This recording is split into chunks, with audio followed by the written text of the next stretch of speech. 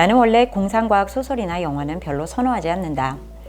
물론 현실에 딛고 있는 발을 잠시나마 떼고 미래에 대한 상상의 나래를 펼치는 일이 설레일 때도 있지만 워낙 실질적이고 예측 가능한 것을 주도하고 성취해내는 것을 선호하는 나의 타입 A 퍼스널리티 탓으로 허황된 미래에 대한 상상과 예측을 낭비라 생각하는 성향이 있다. 그럼에도 불구하고 최근 4, 5년간 내가 보고 경험했던 세상의 변화는 불과 10년 전에 과연 저런 미래가 올까? 라며 상상하기 힘들었던 장면들의 연속이었다. 특히 디지털 기술의 발전이 일상으로 스며들면서 나 역시 어렵지 않게 미래의 한 장면으로 출연할 수 있었고 다음 세대의 일상을 상상해보는 것이 허황된 일이라는 생각은 거의 하지 않게 되었다. 최근 미래를 꿈꾸고 예측하는 통로로 기술 발전 이외의 분야인 인구 현상을 흥미롭게 다룬 책을 접하게 되었다.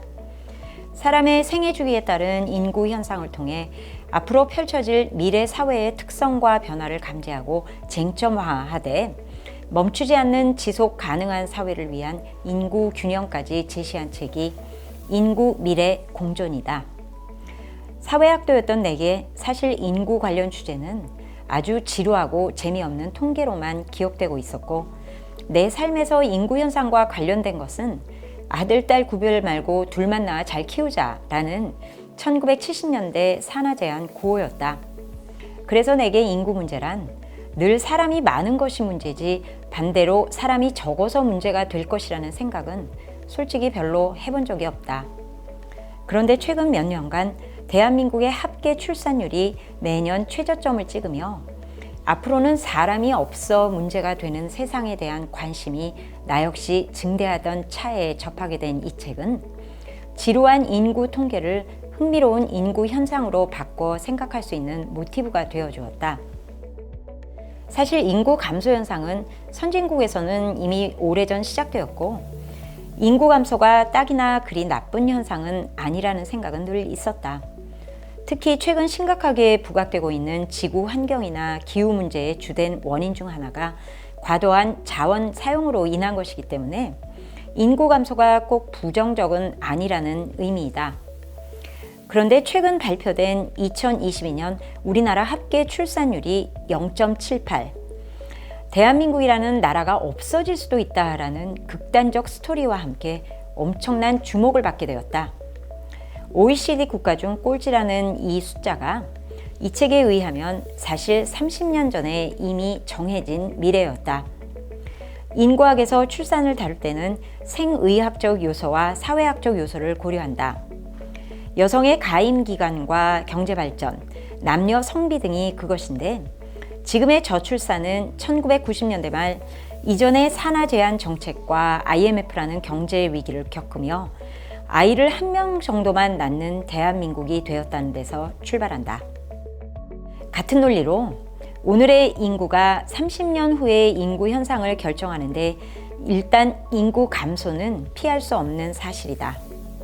너무 먼 미래가 아닌 30년 뒤를 적용해봐도 매년 40만에서 57만 명씩 인구가 줄어든다.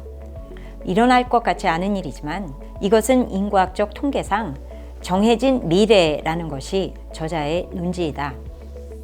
인구 감소의 여파는 누구에게나 똑같은 강도가 아닌 차별적 영향력이며 그래서 특히 관련 비즈니스나 교육기관 등 사회적 인프라가 제각기 다른 측면에서 영향을 받게 된다. 한 가지 저자는 인구가 감소하는 추세에 있다고 해도 앞으로 10년 정도는 지금 현재 감소에서 더 이상의 급격한 감소는 없을 것으로 예측하므로 앞으로 10년간을 특히 시장이 버텨주고 시장이 버틸 수 있도록 정부가 지원을 아끼지 않는다면 우리나라의 30년 뒤는 바뀔 수도 있다는 긍정적 미래를 제시한다. 인구 문제가 저출산으로 국한되는 것은 아니다. 저자는 고령화 사회에 진입하면서 부양할 노인 인구도 빠르게 늘어나고 있음을 지적한다.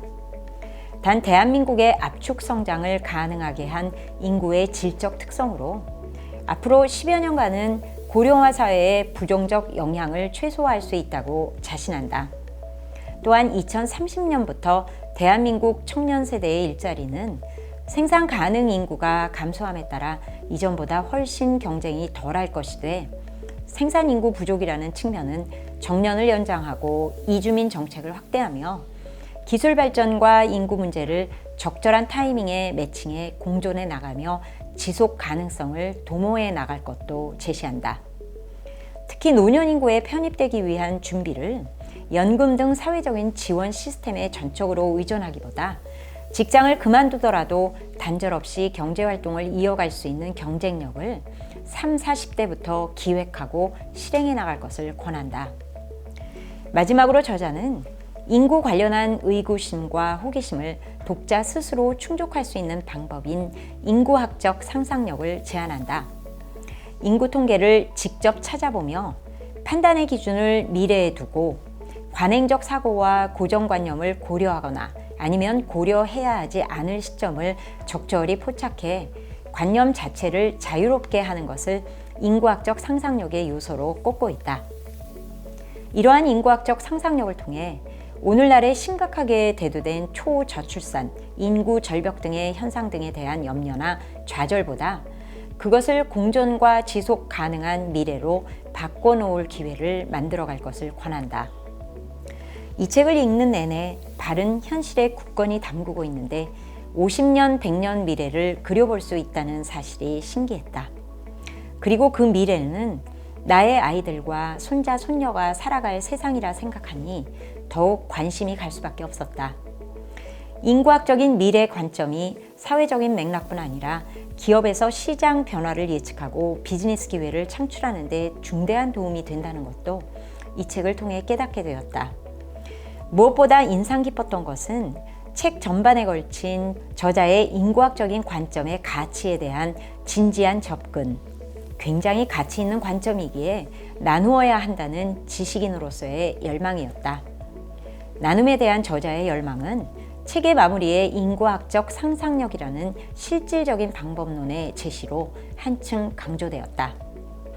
이 책의 저자인 조용태 교수는 사회학자이자 인구학자로 서울대 보건환경연구소 인구정책연구센터장을 맡고 있다. 작년 12월 내가 서울시 정책실에서 기획한 여성 영리더 라운드 테이블의 좌장을 맡으며 가장 핫한 사회 문제인 저출산 관련 발제를 부탁하게 되었는데 특히 기업인들이 알아야 할 인구 이야기를 핵심만 콕 짚어서 명료한 단어와 설명으로 발제를 진행해 주셨다. 그 덕에 스타트업을 이끌고 있는 30대 영 리더들의 관심과 호응이 쏟아졌다. 우리나라 초저출산의 근본 원인을 밝히는 일들, 또 그것이 어떻게 정책에 반영되고 실질적인 효과를 얻을 수 있는지를 주도하는 교수님의 지속적인 인구학적 상상력이 그 다음에 어떤 미래로 그려질지 궁금하고 기대된다.